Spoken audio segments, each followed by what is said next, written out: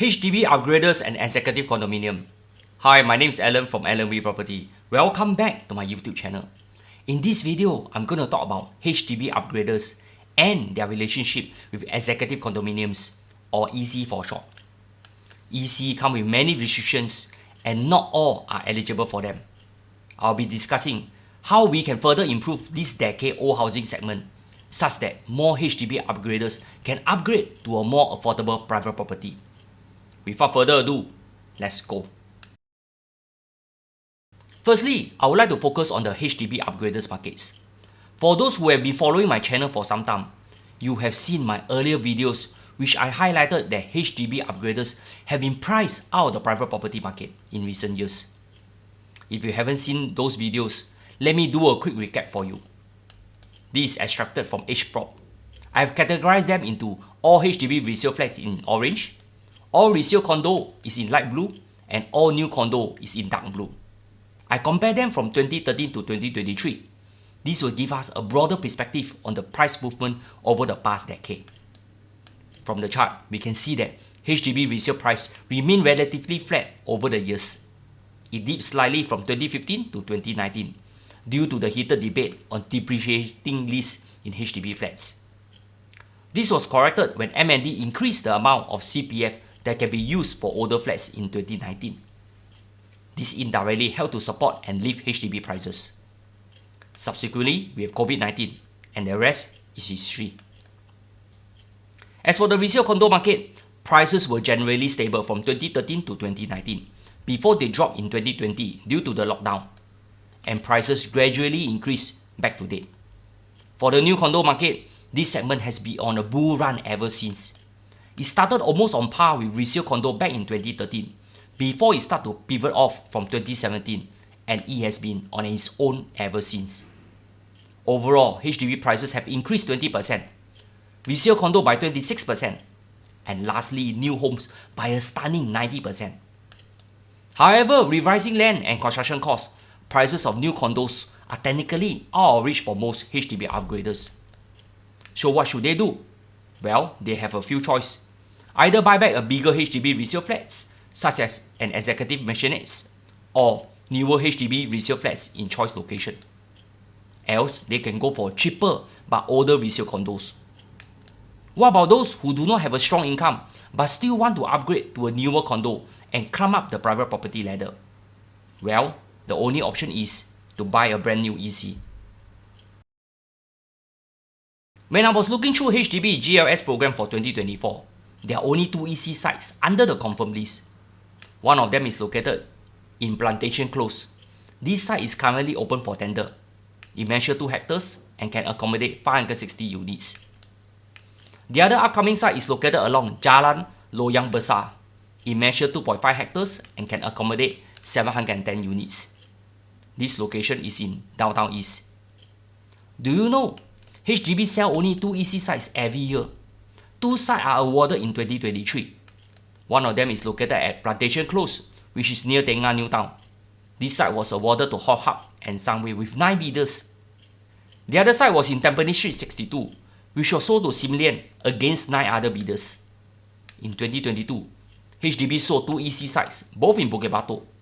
Then in 2021, they also sold 2, one in Tengah and the other in Tampines. Seriously speaking, don't tell me nobody monitor the number of bidders for each EC site.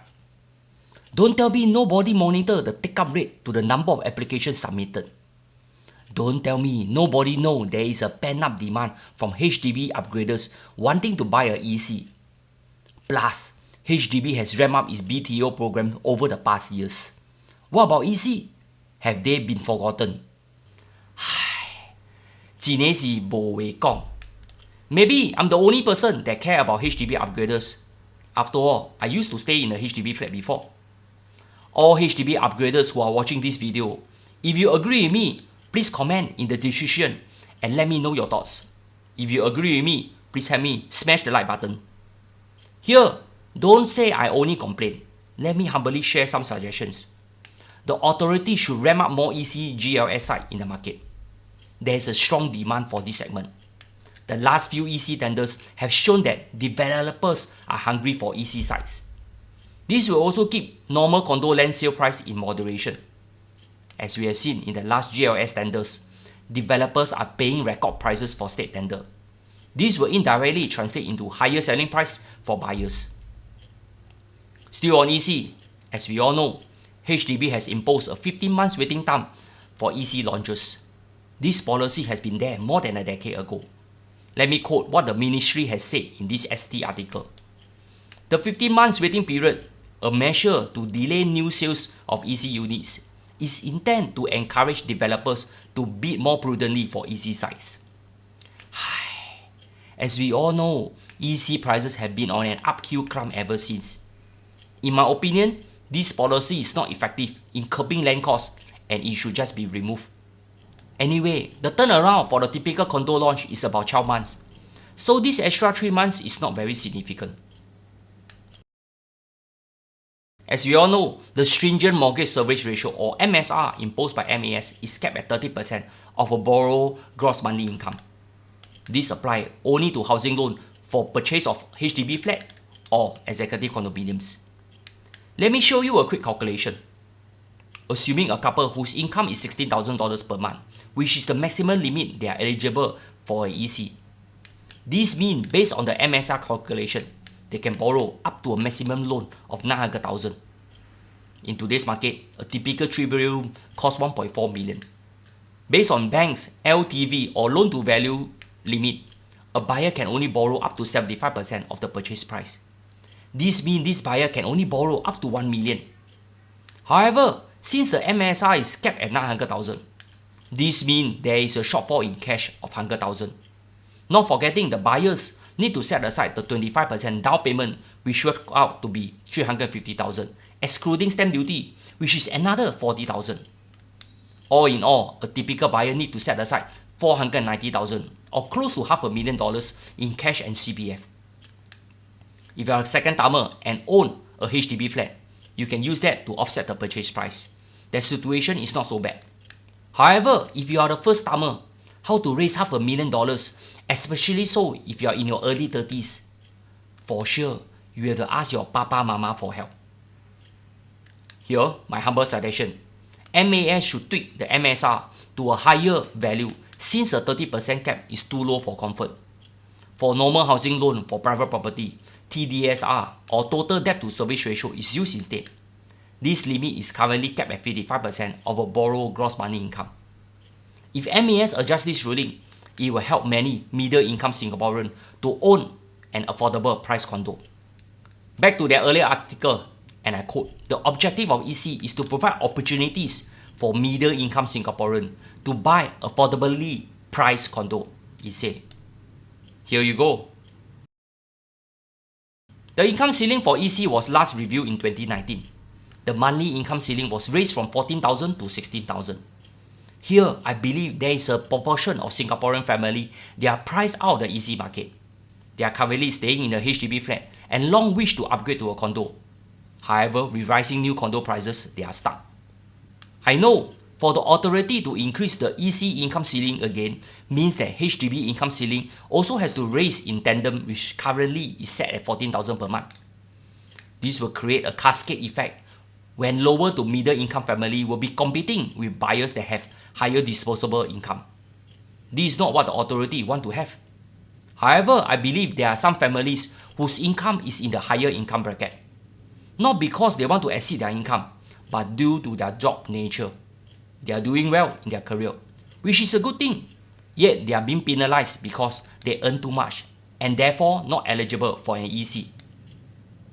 Here, I humbly suggest that some leeway be given to this group of buyers to buy a EC. Allow this family with children to have a higher income ceiling, say $18,000. In addition, if the National Population and Talent Division want to increase birth rates, let me give you a proposal. Allow those with 2 or more children priority to book a unit, just like first-timers. This is because most of the cheaper units will be gone when it's open to second-timers. This in addition to increase their income ceiling. I'm very sure the birth rate will increase when there are housing incentives. Remember, you must always give the rabbit some carrot to eat. Another point I want to highlight on behalf of all Singaporeans who plan to buy a EC. Can HDB release more attractive site for EC? As we all know, EC sites are always neither here nor there. In my assessment, firstly, the authority does not want EC site to compete with normal GLS sites, which are usually more expensive. Secondly, our government doesn't want you to make a windfall from EC, just like HDB BTO flats. So, how to counter it? Don't worry, I have a very simple proposal. It's called copy and paste. Let me introduce new prime EC sites in choice location.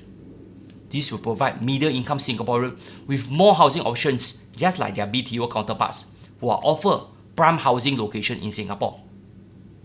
If our government is concerned if Singaporeans are flipping their property, then just increase the MOP period from 5 years to 10 years. That will solve the problem. In addition, there will always be people with very sore eye who will complain EC owners make a lot of profit when they sell them in the resale market. Very simple, just introduce a subsidies clawback for such ECs. This is what HDB has done for the prime location public housing or PLH model. This clawback now is set at 8% instead of 6% for earlier PLH projects. For EC owner, just tax them at 10%. Simple as that. If you can make 300,000 in profit, what is 30,000? Let's put it this way. This money is for nation building. I think it is fair. So far, HDB has been very inclusive in building many BTO flats for Singaporeans. From studio apartments for seniors to 2-bedroom flats for singles and bigger flats for family. However, there are no policy to address the pain point faced by HDB upgraders.